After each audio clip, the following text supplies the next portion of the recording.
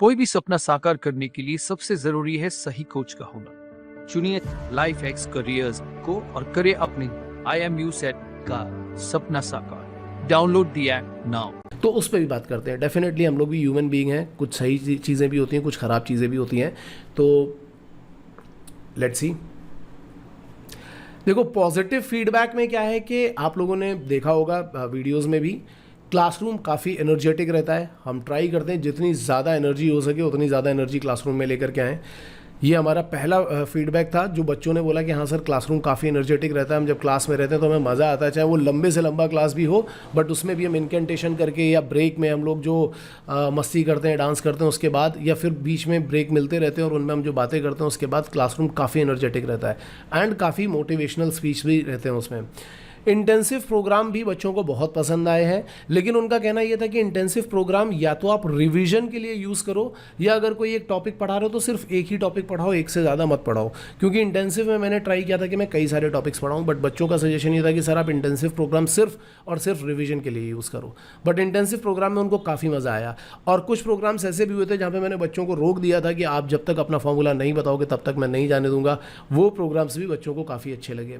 इसके अलावा mock interviews हमने काफ़ी रखे हैं इस बार, और बच्चों की डिमांड पे रखे हैं। ऑन डिमांड मॉक इंटरव्यूज़ रखे हैं, जिनको भी चाहिए थे उनके लिए, जितने चाहिए थे उतने। अगर कभी ऐसा हुआ कि क्लास में नहीं हो पाया तो मैंने बच्चों को अपने घर पे बुला करके भी मॉक इंटरव्यूज़ लिए। इवन इस बार हमने रात में 11, 12 और 1 बजे भी मॉक इंटरव्यूज़ लिए हैं। और एक और जो अच्छा फीडबैक मुझे मिला था वो था एक्सेप्शनल इंटरव्यू प्रिपरेशन। लेकिन हाँ, इसके साथ साथ में बच्चे थोड़े निराश भी थे, क्योंकि उन्होंने जाकर के, मैंने जिस इंस्टीट्यूट का नाम बताया, उन्होंने देखा कि एक ऐसी कंपनी है जो किसी भी स्टूडेंट को उठाने की कोशिश कर रही है।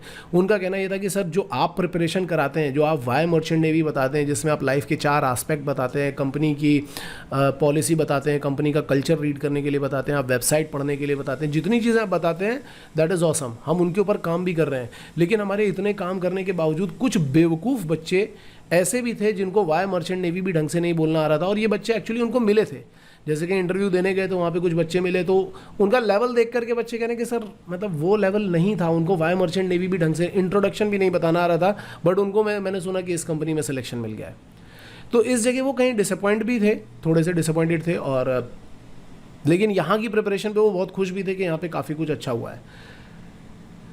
लास्ट ईयर के जो पेपर होते, प्रीवियस ईयर्स के पेपर्स, वो भी एक्चुअल पेपर्स थे। इसमें उनको रिटन में बहुत ज़्यादा मदद मिली है। सभी बच्चों को बहुत अच्छी तरीके से उन्होंने अपना रिटन प्रिपेयर किया है, चाहे वो IMUCT का रिटन रहा हो या फिर किसी स्पॉन्सरशिप कंपनी का रिटन रहा हो। इन दोनों में ही उनको काफ़ी हेल्प मिली and they are very happy.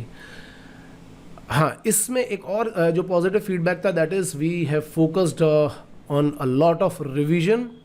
हमने एक एक टॉपिक को कई बार किया, लेकिन इसका एक नेगेटिव पॉइंट भी था कि हमने कुछ टॉपिक स्किप कर दिए थे। जैसे फिजिक्स में हमने किए थे, जो नेगेटिव फीडबैक में आपको दिखाई भी पड़ेगा। जैसे नेगेटिव फीडबैक ये है कि हम लोगों ने इंग्लिश ग्रामर पे काफ़ी ज़्यादा टाइम लगाया। इंग्लिश वाली मैम ने एक्चुअली बहुत ज़्यादा टाइम लगाया। अगर कोई भी बोल देता था कि हमें डाउट है, मैम फिर से चैप्टर स्टार्ट कर देती थी। तो बच्चों का कहना ये कि सर, इंग्लिश ग्रामर आप पढ़ा दो एक बार, लेकिन उस पर फोकस करने के बजाय स्पोकन इंग्लिश पे और वोकैबुलरी पे ज़्यादा फोकस करेंगे तो बेटर रहेगा। फिजिक्स में जैसा कि मैंने बताया कि हमने कुछ टॉपिक्स बार बार रिवाइज किए और कुछ टॉपिक्स रह गए। जैसे मॉडर्न फिजिक्स का एक टॉपिक था, मैकेनिक्स ऑफ सॉलिड था, जो रह गया। So that is my confession. हालांकि पेपर उनसे ही आया जो हमने पढ़ाया था, लेकिन फिर भी ये एक गलत चीज़ थी जिसके ऊपर अब मैं काम कर रहा हूँ। मैं ट्राई कर रहा हूँ कि कोई भी टॉपिक रहना नहीं चाहिए। हमने कुछ टॉपिक 3 बार रिवाइज कर लिए थे और कुछ टॉपिक एक बार भी नहीं पढ़े थे। तो वो कुछ ही टॉपिक थे, जैसे मैकेनिक्स ऑफ सॉलिड हो गया एंड एक ये हो गया था हमारे पास। मॉडर्न फिजिक्स के 2-3 टॉपिक थे, लाइक सेमीकंडक्टर एंड समथिंग। तो ये कुछ टॉपिक थे जो हमने स्किप कर दिए थे कम्प्लीटली, और कुछ बहुत बारी पढ़ लिए थे। तो उसके ऊपर मैं काम कर रहा हूँ। In last 3 month sir was very agree. तो बच्चों का ये भी कहना था कि सर को बहुत ज़्यादा गुस्सा आ रहा था जब लास्ट के 3 मंथ चल रहे थे, हम लोग कुछ पूछते थे तो हमें डर लगता था। तो यार देखो, एक्चुअली क्या है कि यहाँ पे थोड़ी मेरी गलती है, थोड़ी नहीं भी है। होता क्या है कि जब हम 1 साल के लिए प्रिपरेशन करा रहे होते हैं तब मैं बहुत आराम से, बहुत प्यार से पढ़ाता हूँ, सारे डाउट्स क्लियर करता हूँ। लेकिन जब आखिरी के 3 महीने बच रहे होते हैं तब हमारे पास इतना टाइम नहीं होता कि हम सारे के सारे डाउट्स क्लियर करें, क्योंकि कई बार बच्चे हमसे इतने बेसिक डाउट पूछ लेते हैं, इतने ज़्यादा बेसिक डाउट पूछ लेते हैं कि कहना मुश्किल है। वो आपसे रेशियो एंड प्रोपोर्शन पूछ लेंगे। वो आपसे ये बोल देंगे कि इस रेशियो में ये चीज़ें कट कैसे हो रही हैं। उनको क्वाड्रेटिक का बेसिक फॉर्मूला नहीं पता होगा, या फॉर्मूला पता होगा तो उसको फॉर्मूले को अप्लाई नहीं कर पा रहे होंगे। तो भाई ऐसे मोमेंट पे जब आपके पास 3 महीने बचे हों और 2 साल का सिलेबस ख़त्म कराना हो, रिवाइज करा रहा हूँ, उसमें आप इन सब चीज़ों को नहीं ले सकते। हाँ, 1 साल का टाइम बचा है, मैं डेफिनेटली इनको ले सकता हूँ, लेकिन जब आखिरी के 3 महीने बचे होते हैं और मैं बोलूँगा कि हाँ भाई टॉपिक रिवाइज करके, और जब मैं पूछ रहा हूँ क्लास में तो आपको ट्रिगो का फॉर्मूला नहीं पता है, तो वो सिचुएशन ऐसी होती है जब आपको गुस्सा आ ही जाता है। लेकिन इसके लिए भी मैंने एक सोल्यूशन सोचा है। इसका सोल्यूशन बिल्कुल सिंपल है। मैं ये ट्राई करूंगा कि 3 महीने का कोई बैच नहीं स्टार्ट करूंगा, कि वो होता है ना लास्ट में क्विक रिवीजन। कई बच्चे ये सोच के आते हैं कि हम कोचिंग ज्वाइन करेंगे और हमारा सिलेक्शन तो हो ही जाएगा। तो इस बार मैं वो सब कुछ नहीं करने वाला हूँ, बिल्कुल भी नहीं करने वाला हूँ। मैं जो काम करने वाला हूँ वो ये है कि मैं ईयर लॉन्ग बैच स्टार्ट करूँगा जिसमें मैं आराम से पढ़ा पाऊँ। और अगर कोई क्रैश कोर्स बैच हुआ तो वो बैच ऐसे स्टार्ट होगा, केवल उन बच्चों के लिए स्टार्ट होगा जो बच्चे, उनका पहले रिटन और इंटरव्यू होगा प्रॉपर, उसके बाद ही मैं उनको लूँगा। अदरवाइज मैं बैच ही स्टार्ट नहीं करूँगा। क्योंकि क्या होता है कि बच्चे कुछ पढ़ के आते नहीं और उनको लगता है कि हम 3 महीने में सब कवर कर लेंगे। 1-2 बच्चे ऐसे भी थे जो बैच ज्वाइन करने के लिए एकदम रोना ही शुरू कर दिया था कि नहीं करना, और बाद में उनसे हो नहीं पाया। तो ये मुझे भी ख़राब लगता है और ऑब्वियसली बच्चों के लिए भी ख़राब है। तो ये काम हम बिल्कुल भी नहीं करने वाले।